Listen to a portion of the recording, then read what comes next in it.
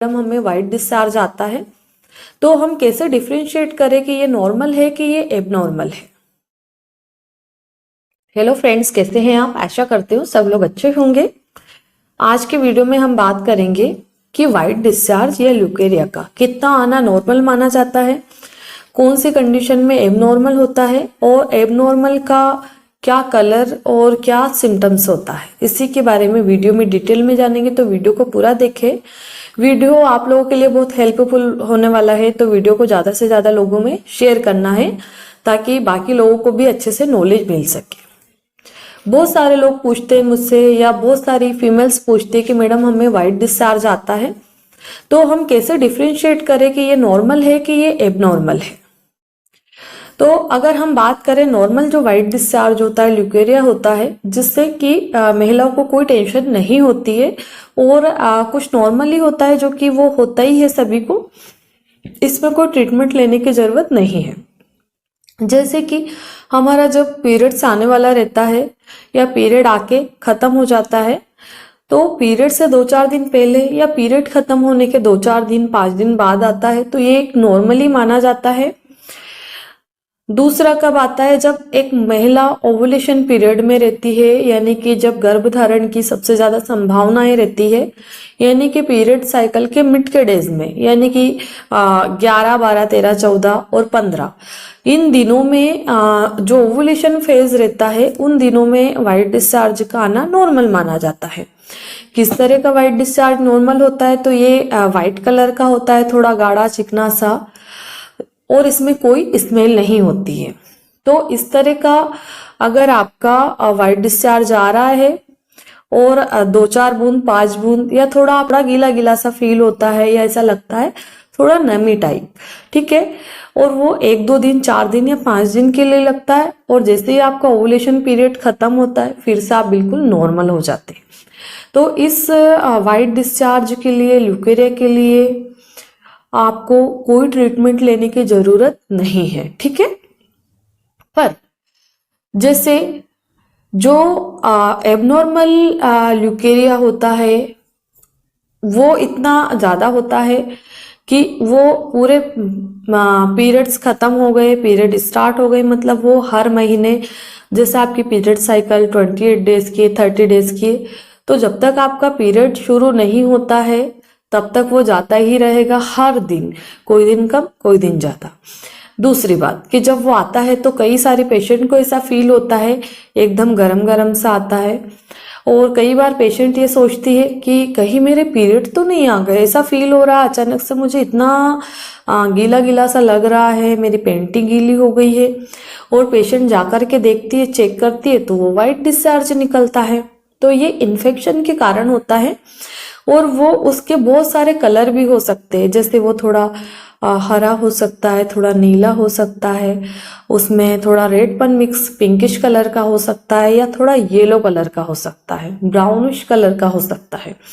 अगर इन कलर्स में की तरह आपको वाइट डिस्चार्ज हो रहा है और साथ ही में आपको नीचे की तरफ खारिश यानी कि इचिंग हो रही है और बहुत ज्यादा नमी नमी सी फील होती है, तो ऐसी कंडीशन में आपको ट्रीटमेंट लेने की बहुत ज़्यादा ज़रूरत रहती है। ये इन्फेक्शन होने के बहुत सारे रीज़न होते हैं, जिसको हम नेक्स्ट वीडियो में डिटेल में जानेंगे।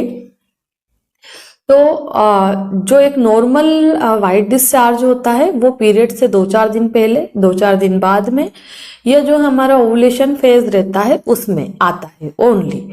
पर जो एबनॉर्मल ल्यूकेरिया होता है वो जब से महिला का पीरियड खत्म हुआ तब से ही चालू हो जाता है, जब तक पीरियड नहीं आता है जाता ही रहता है। उसके कारण पेशेंट को बहुत सारी प्रॉब्लम फेस करनी पड़ती है, जैसे कमर दर्द होती है, चिड़चिड़ापन होने लगता है, नीचे की तरफ यानी कि प्राइवेट पार्ट में इचिंग होने लगती है। कई बार ही पेशेंट को बहुत ज़्यादा इचिंग के साथ में वहाँ बर्निंग, रेडपन, रेशेज, दाने उठना, ये सारी प्रॉब्लम होती है, और फिर स्वेलिंग आने लगती है प्राइवेट पार्ट में। इसके बाद में पेशेंट बहुत ज़्यादा चिड़चिड़ी हो जाती है, फीवर आने लगता है, बहुत ज़्यादा हाथ पैरों में दर्द होते हैं, बहुत ज़्यादा कमजोरी फील होती है, और पेशेंट ऐसे ही समझती है अपने आप को, ऐसा लगता है कि मैं हमेशा बीमार रहती हूँ, मेरी बॉडी नहीं बन पा रही है, भूख भी अच्छे से नहीं लगती है।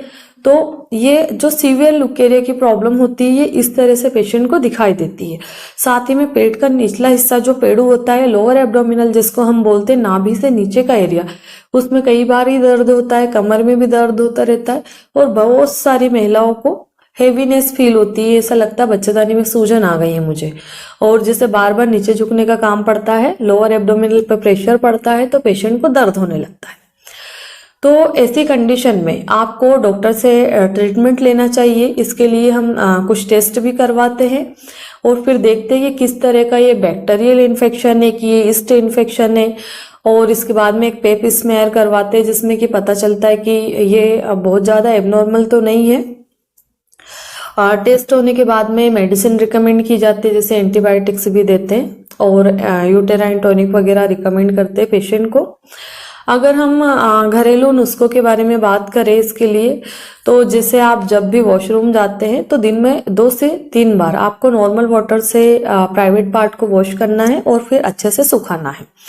इसके बाद में दूसरा काम आपको एक करना है कि जो आप पैंटी यूज कर रहे हैं वो कॉटन की होनी चाहिए। मतलब जैसे बहुत सारे वैरायटी की आजकल आती है तो वो नहीं होनी चाहिए, कॉटन की लेंगे तो आपको ज्यादा तकलीफ नहीं होगी। इसके बाद में बहुत ज़्यादा मोटी नहीं होनी चाहिए और आप एक पेंटी को 2 महीने से ज़्यादा यूज़ नहीं करें, उसको फिर से आपको चेंज कर लेना है, नई खरीद लेना है, ठीक है। बहुत सारी लेडीज उसी को 4-6 महीने तक पहनती रहती है तो उसके कारण भी इन्फेक्शन होने लगता है। जब भी आप अपने पेंटी को वॉश करते हैं तो अच्छे से उसको गर्म पानी से वॉश करके और उसको धूप में, खुली धूप में सुखाना है, और उसको जब भी आप पहने तो उसको एक बार ही अच्छे से चेक करें कि ये गंदी बंदी तो नहीं है या पूरी तरह से सूखी कि नहीं सूखी, नमी नहीं रहनी चाहिए।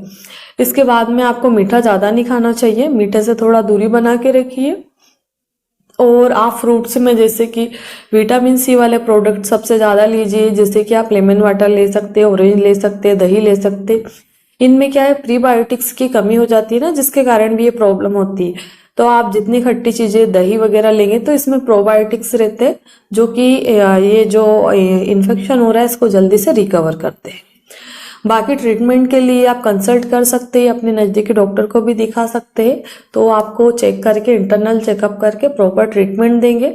और इसको इतना आसान नहीं समझना, ये बहुत आगे जाके बहुत गंभीर बीमारी का रूप ले सकती है, इसलिए समय रहते इसका इलाज करना भी बहुत ज़रूरी है। धन्यवाद।